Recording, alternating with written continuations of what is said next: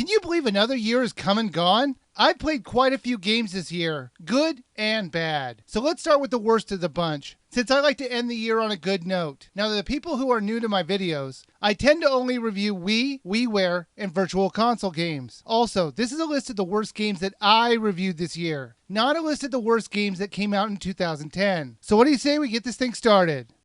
Number 10.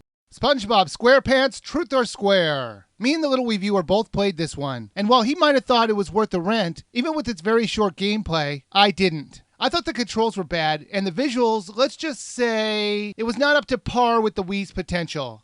Their controls were great. Great? Did we play the same game? Yes, we did. I found them unresponsive at times. But that's just not all the time. And I said great, not excellent. Number 9. Pirates Plundarrr! This Castle Crashers clone wasn't terrible, but it wasn't very memorable either. It was just okay at best. As you progress, you'll earn experience points, and with those points you can upgrade a certain skill. There were a lot of combinations to choose from, so you could really tweak with your character, and that was really cool. There were a lot of different weapons to use against the enemies, so you're going to need to make sure you upgrade the traits for the weapon that you feel most comfortable with. Yeah, that's the most obvious statement ever. No, you're going to pick the most uncomfortable weapon to go into battle with. That's what winners do. You know any pirate can use a sword in battle. That's easy to do. But when you use a wet towel, things get a little harder. Ha ha ha ha! Ha ha ha ha ha! Come on at me, boys. I will get you all. Number 8.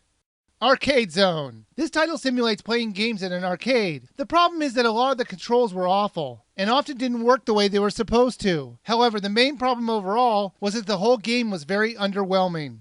The plot of this game is that you have to go up against the game master of this arcade, Derek. To get to him first, you'll have to beat 3 of the 4 games in each of the sections. Once you beat 3 sections, the way to Derek the Game Master is open, who, by the way, comes off like a complete tool. Space hockey is like life.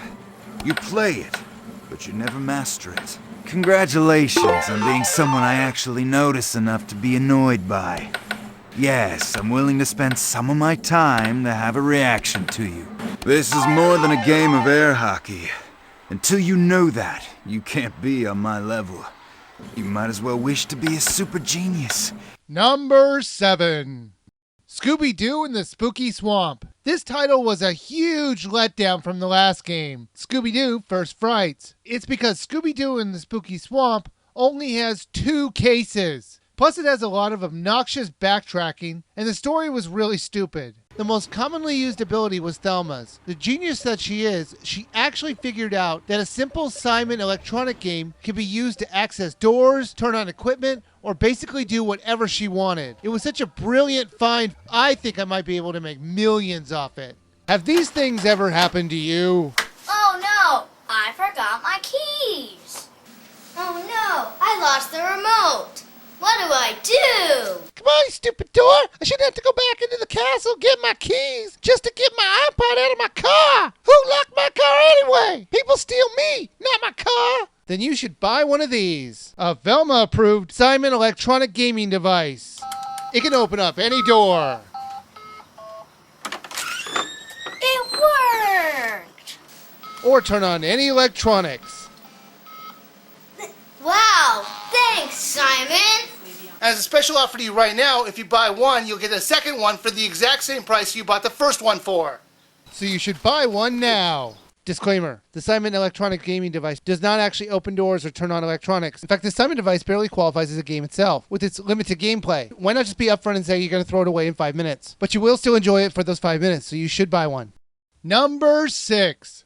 Hollywood Squares. This title could have been great if they didn't cheap out on the celebrities. Unfortunately, we got a very dull recreation of the game show, with only 1 celebrity per round instead of 9 per round like the TV show. I've said it in my videos before, if you're not going to do something right, then don't do it at all. In the single player game, it plays out like the show would, where one special celebrity would take over the center square for the week, and in order to get to another celebrity, you would need to win every day in that week. It's at this point I would like to remind the publishers that the game is called Hollywood Squares. Do you see that S at the end of the squares? That means that there should be more than one celebrity in the round. In fact, there should be 9 of them. In total, there are only a handful of celebrities in the whole game. And the question I have to ask is, why? This show has been on for years. They could have pulled old clips from the 80s version or the 90s version.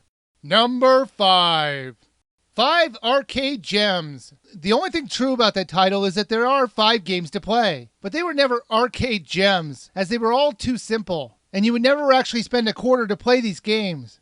Lumberjack Trials. Alright, here's the basic premise of this one. You play the role of a drunken lumberjack, and the king idiot of the group has the brilliant idea to throw targets in the air and have his buddies throw axes at them for points. So he stands there in the middle of the action while the axes are being thrown. Then the target thrower, not content in surviving this ridiculous situation he's gotten himself into, tells him to back up, and he makes it even harder for the lumberjacks to hit the target. You use the Wiimote to aim, and you use a jerk of the nunchuck to throw the axes. The controls worked okay, but it was just the gameplay I found incredibly boring.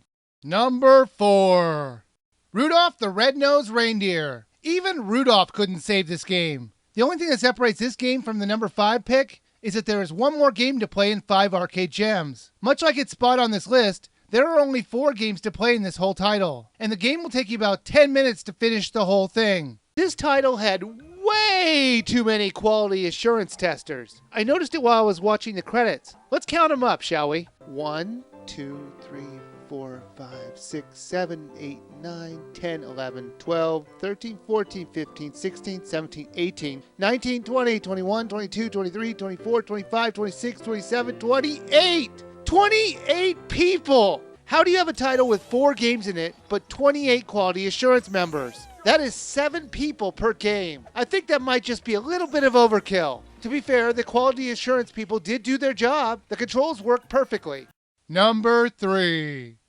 Team Elimination Games. This title was a recreation of one of those wacky Japanese game shows, and it was just as stupid. The controls were poorly done, and the gameplay was repetitive and boring. So much so, I couldn't stand playing it for very long. Even though in the end of the review, I kind of agreed with the LilWiiviewer and the littlest Wiiviewer to say that it was worth the rent, this is going to be one of those times where I think I was wrong. I don't think it's worth the rent at all. I started off playing a tweaked version of Red Light, Green Light, since apparently I'm still back in kindergarten. You have to shake your Wiimote to move forward. However, there is a noticeable problem with the responsiveness from your Wiimote when you stop waggling, as you need to stop about a second before you'd expect to, in order not to get screwed over. Number 2.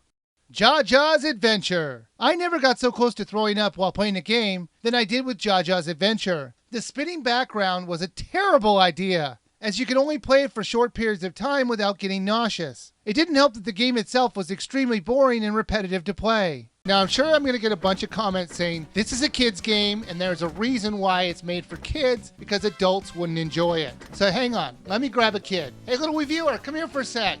I'm here. Do you remember that game we played called Jaja's Adventure? Yeah. What'd you think of it? I really didn't like it. I thought it was boring, and it kind of gave me headaches. Thanks, LilWiiviewer. Number 1.